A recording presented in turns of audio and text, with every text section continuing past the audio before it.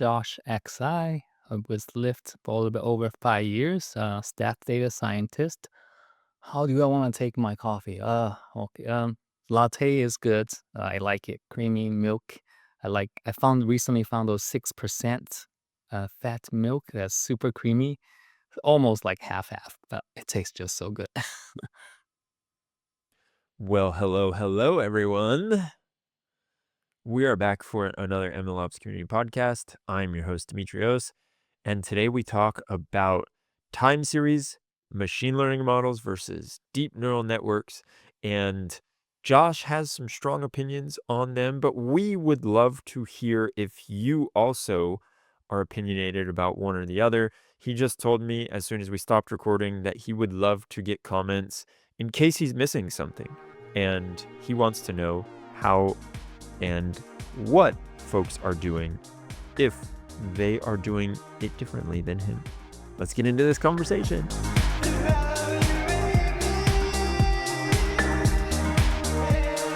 First off, tell me what you're working on, because I find it fascinating and it is deep in the weeds, and I love it. So I want to know everything about it.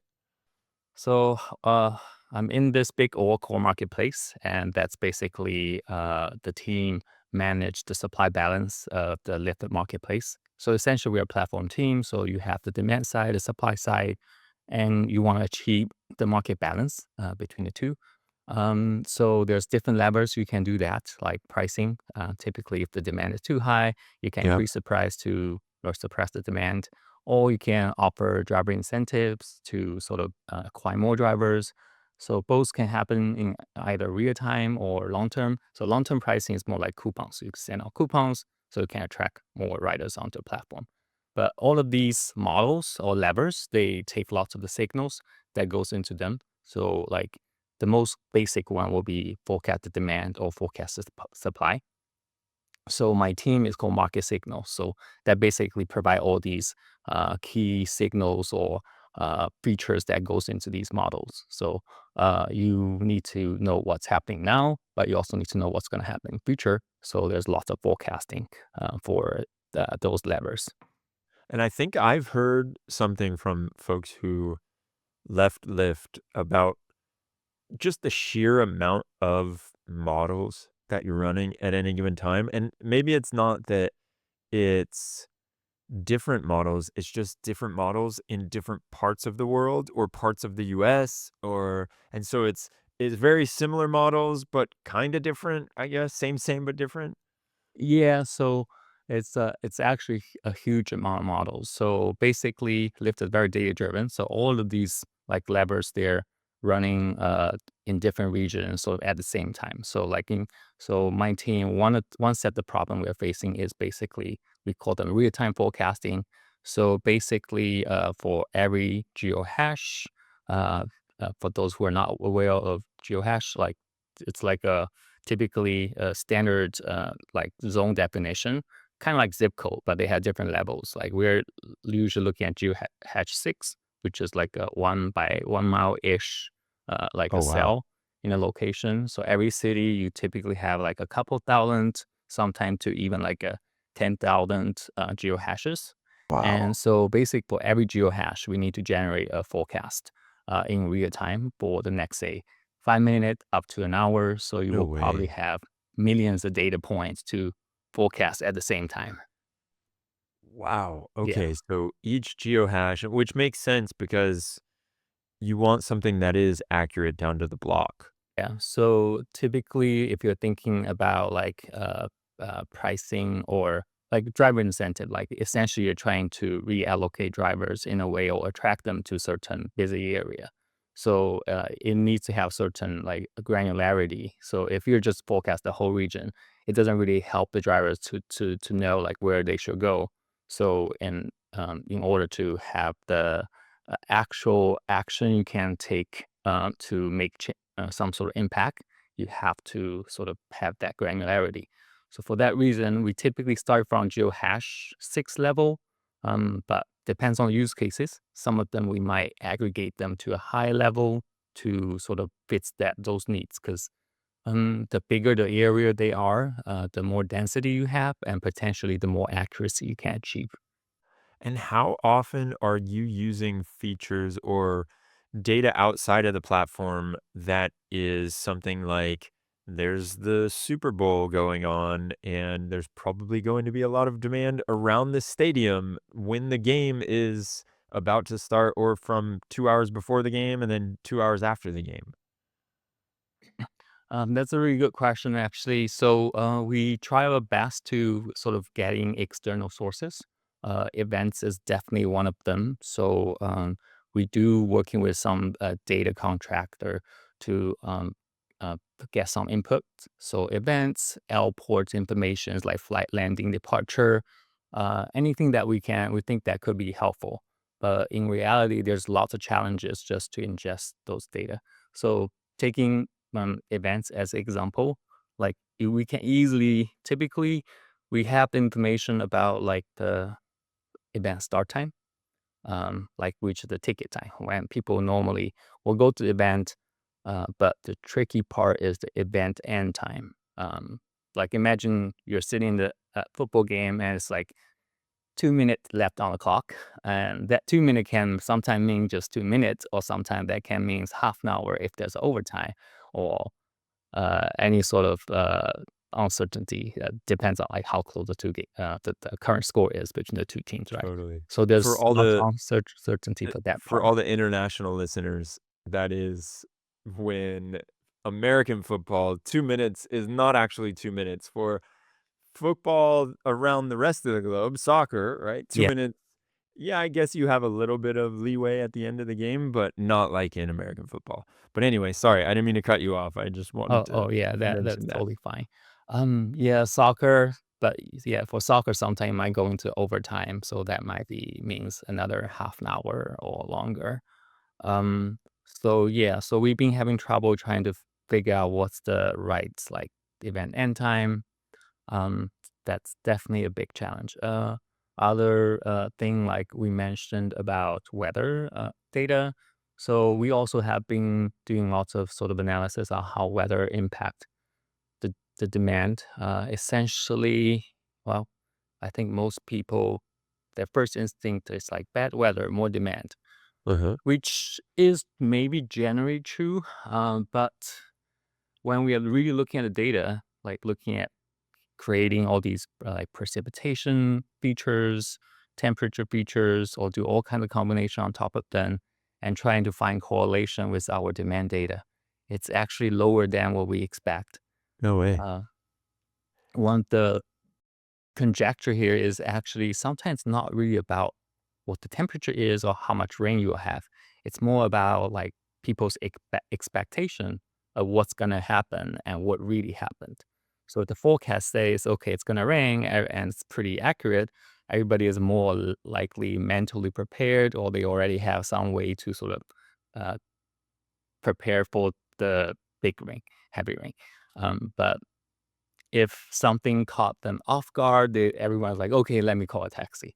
So, or call Uber or Lyft. So I think that makes a huge difference. And also snow. One of the most interesting finding that was like back in 2014. That's when I actually first started to look into taxi data versus the weather. No And way.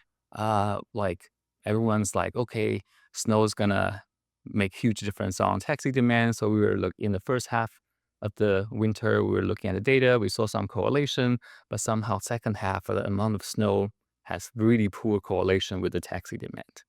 And you know what happened? So What? that year was like a super bad winter. And in the second half of the season, most of the cities start running out of like their salt to clean up the streets. So they don't clean the streets, nobody can travel, people just give up travel, or they just decide to stay at home.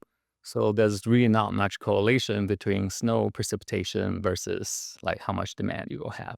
So those are external information. Usually it's very hard to put into the model. So yeah, that will definitely those kind of factors definitely will affect how we build out forecasting models, or um, if like certain model gonna work better than others. I thought you were gonna say when it rains, people just stay home, so the demand is lower, which I can imagine a certain subset of folks stay home, but it is more like what you were saying. If it says it's about to rain, then I am more mentally prepared to go out in my rain jacket or with my umbrella. But if it is supposed to be sunny and then it starts raining, it's like, oh no, I didn't bring my umbrella. I didn't bring I'm not prepared for this. I need to get home or get to wherever I need to be quick. Yeah, that's totally true. And also, I wonder like if pandemic changed people's like travel behavior. So like before that, like everybody's like sort of mandatory to go to office. So even if it's raining, they're more or less likely to sort of, okay, it's raining, I still need to go to office. These days, okay, if it rains, I'm in a bad mood. I only need to go in the office 2 days a week. Let me pick a different day or something. Yeah. Yeah, completely. It changes how likely we are to do something. When we talk about this data acquisition, though, that just seems like a mess, man. It seems like something that is so difficult, A, to get the right data, and then B, to clean it or to transform it and then create insights from it, especially for this external data. I imagine you have some kind of pipelines set up and you're probably constantly tweaking them or you're playing around with it to see, can we create better features from this or something that gives us more insight that we can feed to the model? And I off base there when I say that? Yeah, yeah, that's definitely something we do a lot. Internally, we have teams like looking at the event data to curate them. Um, but in the end, it's like so much like labor to just get them right. We focus a lot on the top events, and that's the one that actually works well in some of our models. But for most of them, it doesn't. So that sort of kind of lead to what I want to sort of thinking about in my head to talk today is like why traditional like time series forecasting works better in reality. Like DNN, a lot of people's concepts like, okay, the model is gonna learn the feature on its own, so you can plug in as many data as you want. So let the model learn what's important, what's not. That usually means lots of training data you will need and lots of computation power you need versus time series type model like autoregression ARIMA is trying to predict basically the future by mostly focus or almost exclusively focusing on the history because uh, at least even the market is not like even the market is not stable. They're not sort of keep having the same trend, but within a short amount of time, things tend to repeat on its own. Time series models, looking at what happened yesterday, the day before, same time last week, it actually already covered lots of what's going to happen in your feature. So Oh, wow. this type of models is something we actually being like sort of is has been our top choice so far, and because they're sort of very interpretable because your future is some sort of a weighting average of your history. So based on how much you believe the future going to change relatively to the history, you can uh, relatively, I would say, easily to apply any human intervention to do some sort of adjustment, say based on what we know. Okay, last week there's no Super Bowl, but next week there will be a Super Bowl, so you Yeah. can actually easily to adjust your demand in that case.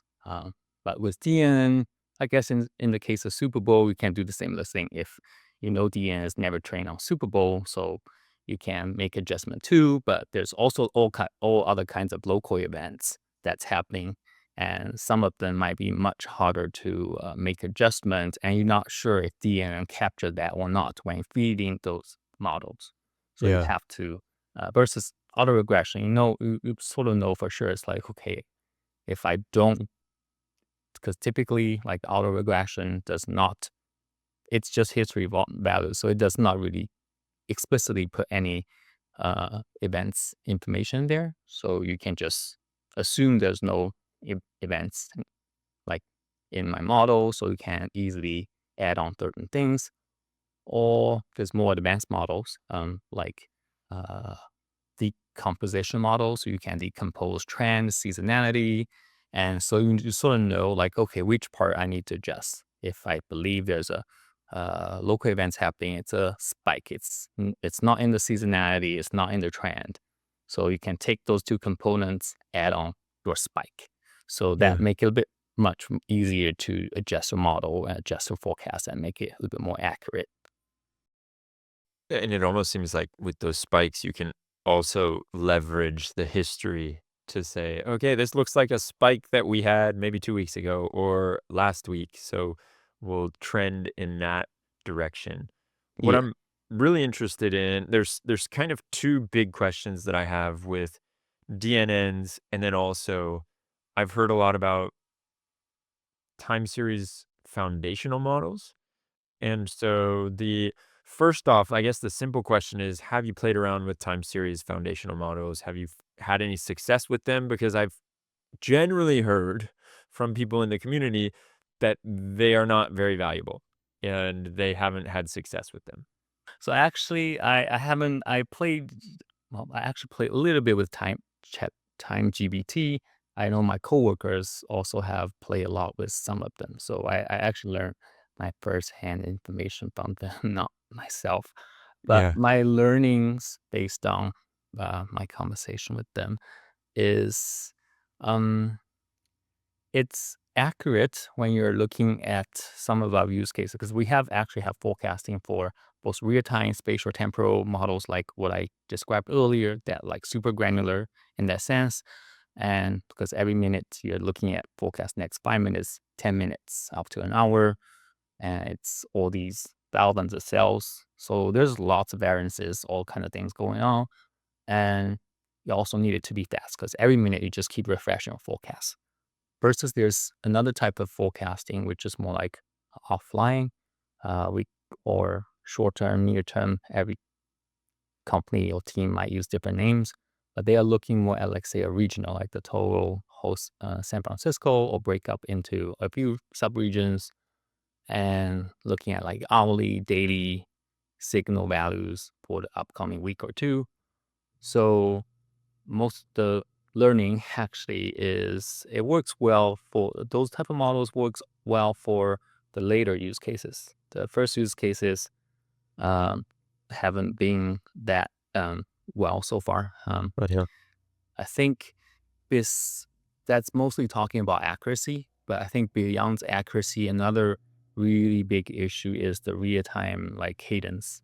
It's Yeah. just Makes happening sense. so fast, and those type of models are a little bit too big to sort of spin up quickly and just keep emitting um, features. And I'm not sure if there's already a sort of edge infra designed to leverage those models for use cases like that, and Yeah. it can Especially at be that very costly. latency that you need, it makes a ton of sense. And that was the question that I wanted to talk about with the DNNs is what kind of infrastructure is needed to serve those types of models or trying to utilize those models in your use cases. And is that not adding extra headache to the problem when later you find out, like, damn, these don't even perform that much better. Why are we breaking our back to support the DNNs?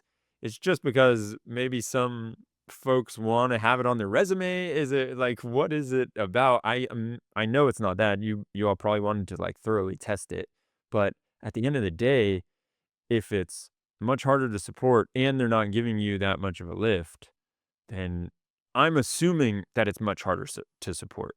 I would love to hear from you what in reality the difference is between supporting these two models.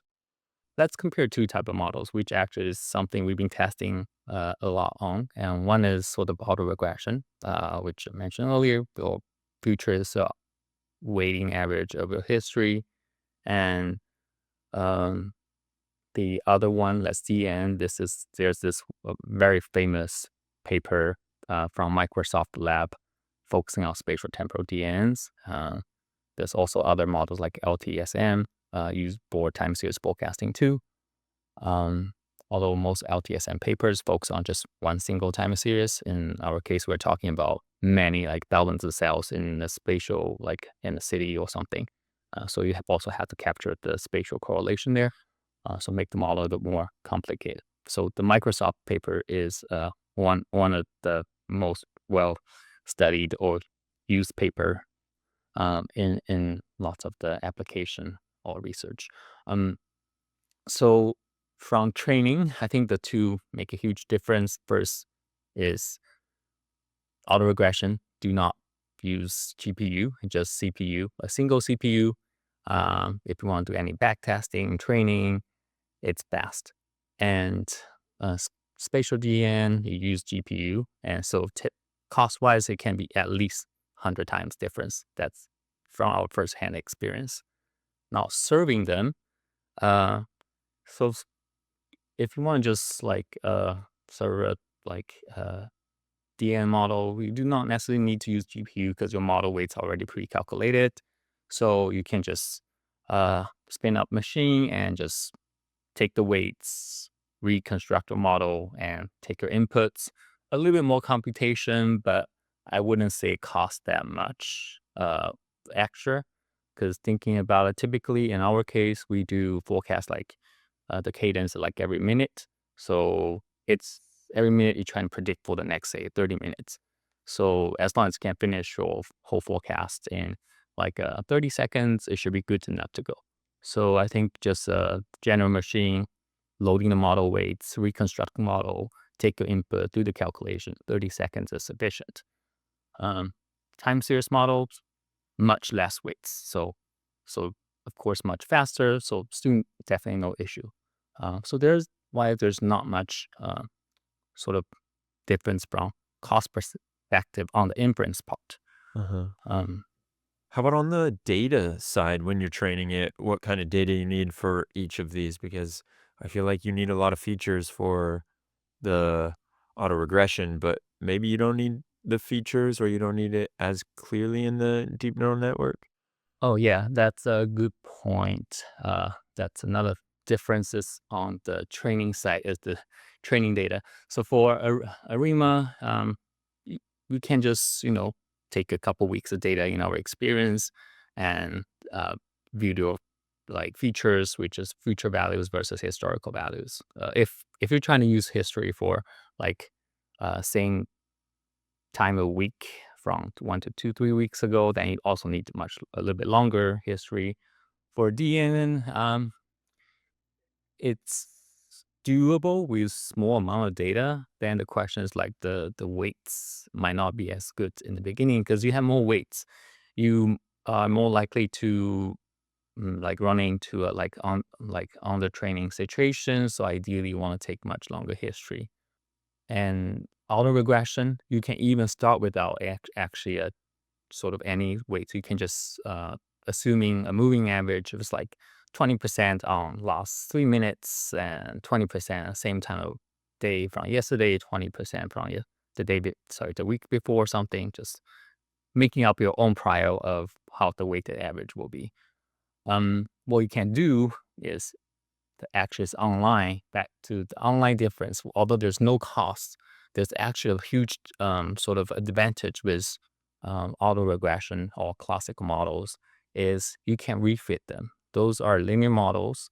You can refit them at a super fast speed because it's just a few weights, right? There's probably Uh-huh. 20, 30 historical features. You take average on, so you have a new observation from the past 5 minutes or 10 minutes, half an hour, which depends on what's your retraining cadence you want to do. And you can just plug into this linear model and just run a refit, adjust your weight. So you can do online learning, make the model sort of adaptive to whatever it's changing in the real-time marketplace. So any sort of changes, like a spike's picking up, you can use refit a model to quickly put more weights on maybe your recent values to catch up the spikes. With DN, it's a much larger model, so you can do retraining too, right? Because that's how we train the model anyway. It's like a batch training or something. You can always take a small sample of data and retrain the model. But the problem comes in to the cost, because retraining in a DN model is actually very expensive too. So similar to the training case, anything you want to do retraining online, trying to adapt to any changing situations happening in the marketplace, that will incur much higher cost. So that's actually another sort of shortcoming of DN in practice. Because that cost, you can only do less often retraining, which also means you are sacrificing your accuracy with less retrain. Um, so yeah, it's similar experience that can also means 10 times or 100 times differences in your training cost. Well, especially if, like you're saying, you're retraining continuously and constantly just retraining when you're learning new things about the world. So I imagine, like, how often are you retraining? Is that pipeline just set up to be triggered every couple seconds? Are we talking every couple hours, every day? Every minute right now, Oh like my God. it's just a choice because the machine is basically standby for our models the whole time. So I know like inside the marketplace team, my team has one of those expensive team to like using machine powers. Yeah. So yeah, But it's worth it, I guess, if you're continuously getting that accuracy, just that 0.3% accuracy lift is gaining you a whole lot of revenue. So yeah. it makes sense that you want it to be as accurate as possible. Yeah, we do some sort of a cost benefit trade-off, more or less. So how much we've been running these machines, how much they cost versus like the estimated impact of the accuracies. So those are trade-off in our daily work we need to look at too. Yeah. And so I imagine it's gotta be automatically re-triggered for this retraining. How do you then go and add extra value? Is it that you introduce a completely new model and then that gets thrown into this retraining loop? Or is it that you just are continuously updating the model and adding new data sources? Like, where do you plug in to make sure that whatever model is out there is performing the best possible? With online autoregression models, it has been working well for most of the use cases, like capturing that spike and um, making it adjust faster to the marketplace.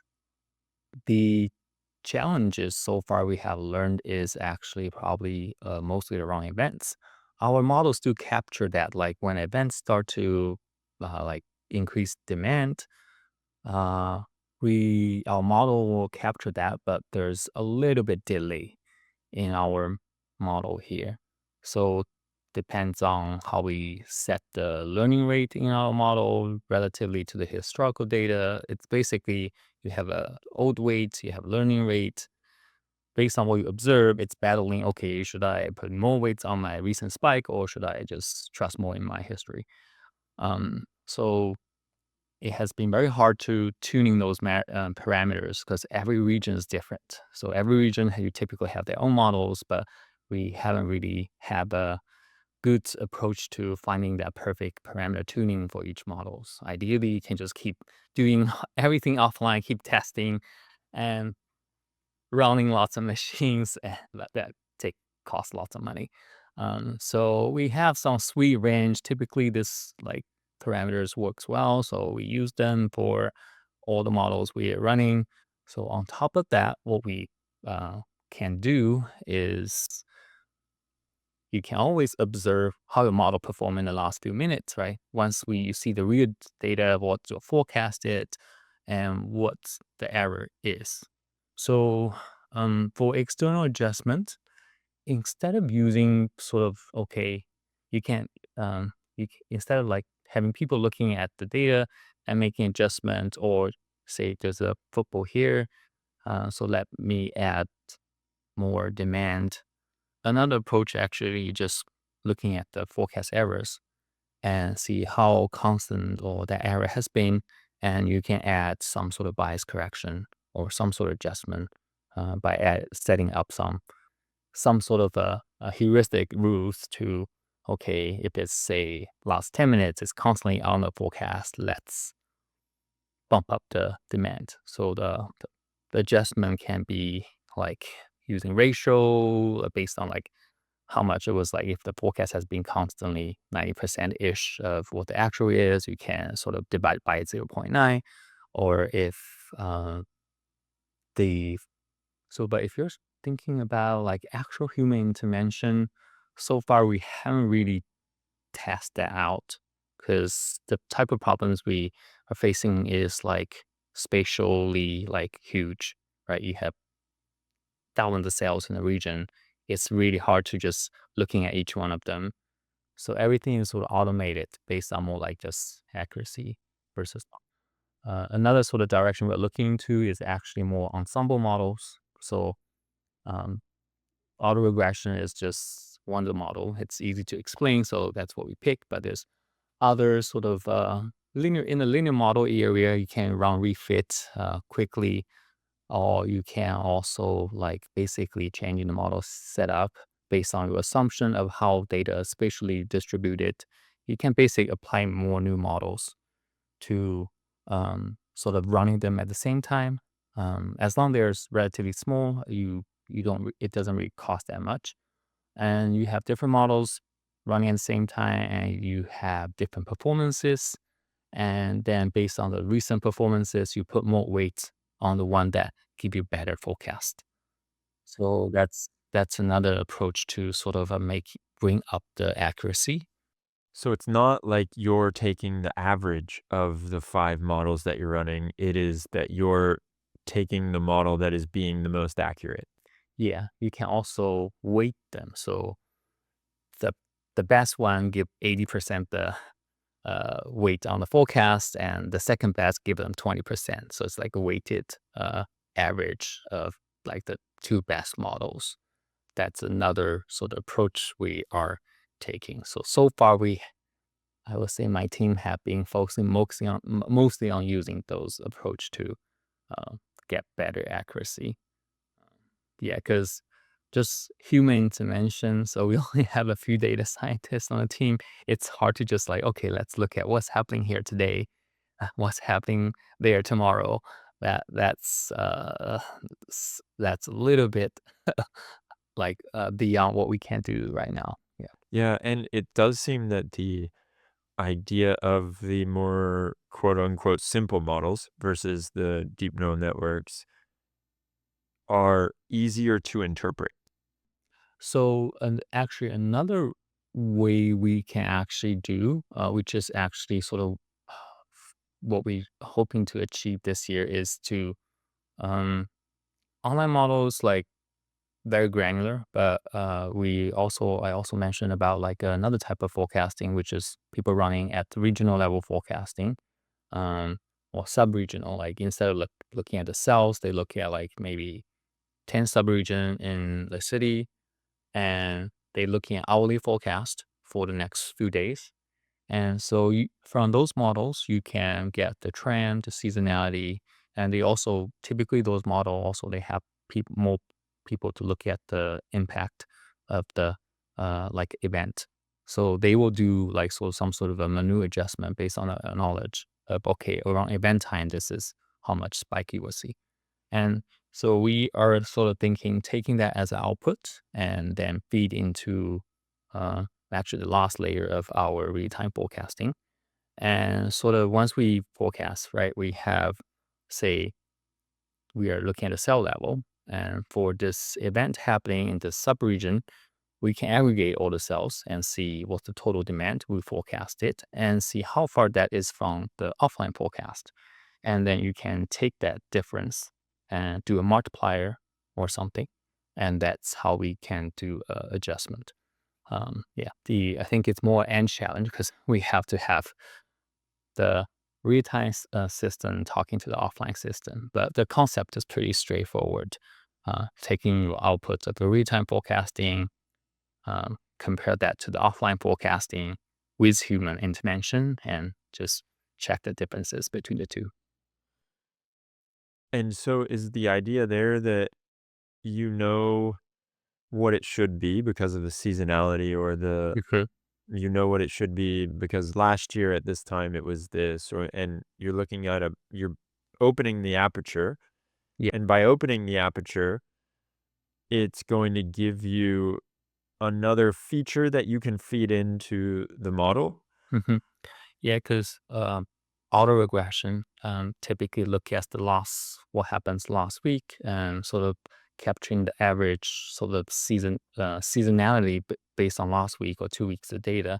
So if you um, offline has more longer. They look at longer histories and they deal with events more explicitly. So if they believe the event's going to bump up the demand and they already did their adjustment and their final outcome. So our assumption here is they have a better capture of those like special events or seasonality. Because they've seen it before last year or last quarter or Yeah. whatever, and, I get it, yeah, Yeah. And okay. offline models typically they do training looking at 2 years of data because it's typically a few time series or and over like just a few subregions. So it's not really that much data to sort of train using a longer history. So it's totally doable. And also for their use cases, typically they run on a weekly or daily basis. They run forecast once every week, looking at the daily or hourly forecast for the upcoming week or two. So they don't have to just like in real time keep generating those forecasts. So cost to them is a less concern. So they have more their model tend to be a little bit more complicated, dealing with seasonality, external events, and they also looking at a regional level. So and they can also sort of pick out the major events in the region and sort of to do adjust on top of that. So they definitely have more a little bit easier in terms of making adjustments, building more complicated models. Because they've seen it, yeah, that makes sense. It's like it's not so new and it's not, like, just out of left field, and you have that data. I didn't realize that you get 2 years of data. Yeah, or even more if you want to. Yeah, so if Yeah, there's a local sports team and they have during their football season, they have a game every Sunday, and then all right, when it is football season, this is more or less what the demand is gonna be like because we've seen it for the last 2 or more years. yeah, and for those, it's sort of more or less embedded in the feature, like the time series already. And so sometimes it's more like the thing that happen only like a few times a year, and that's very hard for the time series to pick up. So in that case, like likely human intervention will be needed. So I think for whoever working on long term forecasting, they the last step they focus a lot on those like big but only occur a couple times a year events. Yeah, I can see that. So the other thing that I wanted to ask is when you are testing out these new models, do you do like side by side analysis? Are you doing some kind of champion challenger release? I think there was something else that I had heard of, but I can't remember how it worked where you're just giving it dummy data Is there and you're simulating what it would predict and you're seeing if it would be more accurate than what you have live. Yeah, for time series forecasting, the one of the most common technique is called backtesting. I wonder if that's what are you were thinking. So basically, you can pretend uh, this is you were sort of sitting in the past at some time, like, and then at that time on, you run a model training, and then you pretend this is okay. What the model's weight's gonna be, and then you start to like following the time, like a simulation moving forward, and then generate forecasts, and you because actually everything has already happened. In real life, so you can actually see what the model predicted versus what the history actually obs- was observed, and you can calculate the bias or any sort of metrics, performance metrics for your accuracy. So that's how we sort of compare models, or every time we try to make tweak into our models or evaluate new models, back testing is what we do to sort of help us decide, okay, if this model actually will perform better than another one. How big of a factor is it that these models are also having a geospatial aspect to them? Simple answer. It's very difficult. So yeah, so for DN, right, if it's single time series, you do long short-term memory and you don't have to worry about how data correlated spatially. So model is simpler, less model weights, training faster, forecast faster. For spatial models, now another thing people actually need to do is to sort of dealing with the correlation between different spaces, because you can treat every cell as its own model. But then if there's 3,000 cells, you have 3,000 models. You do not do that. So more practical solution is to sort of treating the whole cells as the whole region as a sort of different dimension in a single input. So the spatial temporal paper from Microsoft Lab that I mentioned earlier, what they do is actually they use some convolutional neural network approach. So so basically every time snapshot, you have say what your demand is, what your supply is, and at different locations. And you can consider that as a image. So your latitude is your like x-axis in your image, your longitude is the y-axis in your image. Every cell is some sort of value on your image. That's how image processing is basically handling their data. So we can use the same approach. And in CNN, you can apply like a set of kernels to sort of basic learning the spatial correlation, like 3 by 3 cells or 5 by 5 5 by 5 cells, eh, to get their correlation across the space and applying different weights. So you can learn like, okay, maybe when this guy is going up, that guy is going up. Like, oh, when this location have a big demand, the other location have the nearby location have a big demand, or opposite. So it's learning all these spatial correlations. So you end up having model weights in your neural network to capture those informations. But to learn those weights well, which means you need more training data set. And although one thing we learned is those correlation can change over time. So you're trying to learn more about the correlation, but then if last year's correlation is different from this year's correlation, it does not do well. You sort of can only learn a limited amount of correlation. And this could be like some kind of construction that's happening for half of the year. And so you're creating a correlation that is only because of the construction, right? Yeah. And also maybe, some offices, people relocate to another Yeah. building, or pandemic. That's a huge hit, right? People all of a sudden travel differently, and people moving constantly from location to location. Uh, economy, macroeconomy can affect like a strip mall sort of running out of business and changing Oh, how people wow. travel. Although let's say those are less an issue, but yeah, you can only use a limited amount of data in that Yeah. sense. Yeah. So Well, I could see how the creating patterns for the spatial data, for example, in my head, I play it out as if there is a stadium and you have an event happening at that stadium, it's the north and the south side that people are going to be entering. So you would expect that there's some correlation there that when one side is busy, there's also the other side busy. yeah, that can happen sometime. That actually remind me of very interesting learning we also learned is venues, they operate differently time from time. Somebody jumping, okay, last month we did this with these two like entrance, right? South north. So that's how you're directing people to depart from the Oh, of venue. course. Then it was like, okay, that was horrible.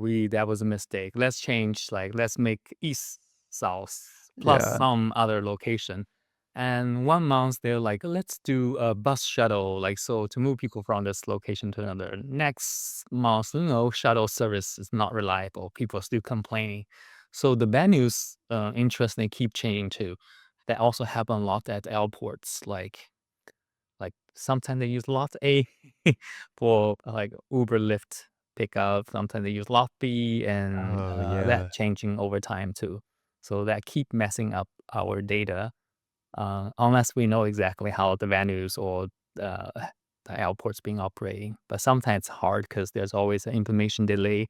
Which also makes sense if you think about a football game versus a Taylor Swift concert and how the crowds of these events operate and then the times of these events. And so maybe you're thinking, okay, it generally, when there's an event, if you just have it as event at stadium and you don't know more information about that, is it a football game or is it a concert, then you're going to get burnt. And so you probably have to have more granularity onto what type of event is it. Yeah, and yeah, that's definitely so true. And sometimes it's hard. And also like the same singer, sometimes you might attract different crowds. Sorry, the same Oh, venue, yeah. but by different singers, they might try attract different crowds. And certain crowds might more leaning towards riding an Uber, Lyft. Certain crowds might prefer like driving themselves. So we also notice that too. Like sometimes it's the same venue, same time of the week, but somehow they have very different demands. Oh, That's where your forecast model, I'm guessing it just gets blown out of the water. And so that's what you're talking about where you need to kind of look at the misses or the negatives yeah. instead of looking at what it is doing Yeah. correctly. So yeah, that's like the refitting or bias adjustment is so important because we know we can't model them correctly. And so the best we can do is learning from our mistakes. Okay, last 5 minutes, we under forecast by this much. So let's do a refit of the model or let's apply some bias correction.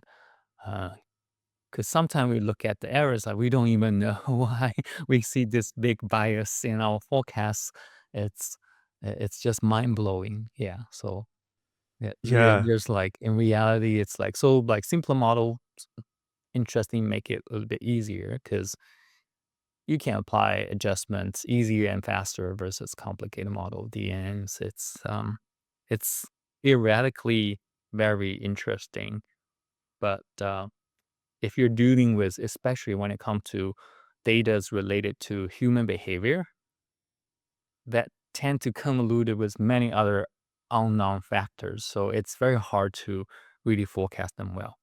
Versus, I would say, like if you're dealing with image processing or language, those are more structured, right? People talk following certain grammar. You have some variation, but then it does not really fall too much outside the box. So that's why it's more predictable because it's not so outside the box. So it's probably easier to train them well. And also, you have so much data, l- like language. Oh, I think when a language change, like totally will probably take thousands a year, right? People all of a sudden start talking differently, using different idea concepts. Uh, at least for the last 5, 10 years, I wouldn't say people talk that much differently. But when it comes to travel, sort of human behavior is like, oops, 5 years ago, it's a totally different world. You can't use that data to train a model anymore. Yeah.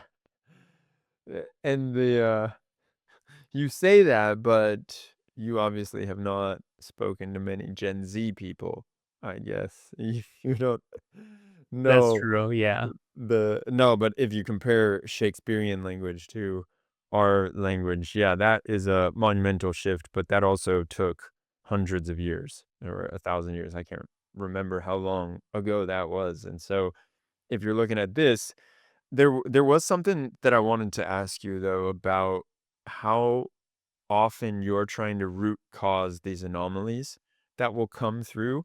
Like you said, sometimes you just don't know why was there so much bias in this prediction? Why did we not get it right? how much of your day goes into figuring out why you didn't get it right versus just business as usual? Yeah, so it depends on the use cases.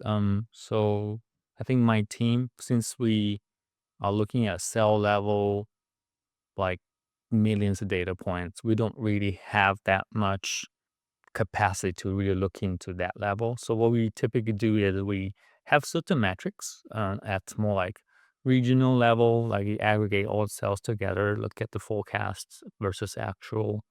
Mm, we have certain metrics we train if it's like the values is too far off or if there's some sort of drift in the trend. A set of sort of metrics we monitor. If they trigger certain alarm, that's the time we sort of will spend effort to look into that. Other time is typically because all of these actually goes into downstream models like pricing, right, or driver Oh, yeah. incentives. So they have their performance metrics on their side too. Um, typically, like, if they're meeting their sort of certain pricing targets, if their price somehow their model just start to um, spitting out like price that's way outside their bounds or something, they will look into that and see if that's triggering by forecast or other factors. If they do believe it's something on the forecasting side, and they will come back to us and we will sort of look into that. Huh. So that's actually how things are sort of set up for the real time side, due to the granularity, I think, challenge. Um, yeah, but for offline forecasting, that's not my team, but there's other cases where they do just regional level uh, hourly value for the next, say, 1 week or two. They have people sitting down, review like region by region. So that's actually a more like frequent cadence on their side.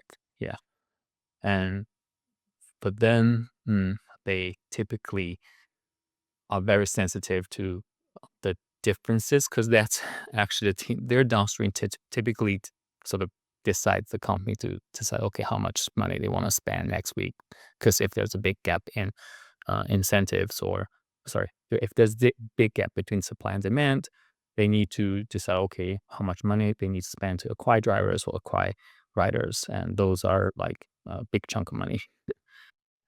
Yeah, there's big decisions being made on that, so you wanna make sure those decisions are correct. Yeah, and also I think it's technically it's also more feasible. Typically, you can look at top regions, or you can look at regions that there's going to be big events going on. So you can easily check, okay, if a forecast during that time at the location is um, accurate. I guess we can do the same thing at cell level if we want to say, okay, this is the event. But then our forecast actually happens every minute for next 30 minutes or an hour ish. Sure. So the only time we will see that forecast is like 30 minutes before that.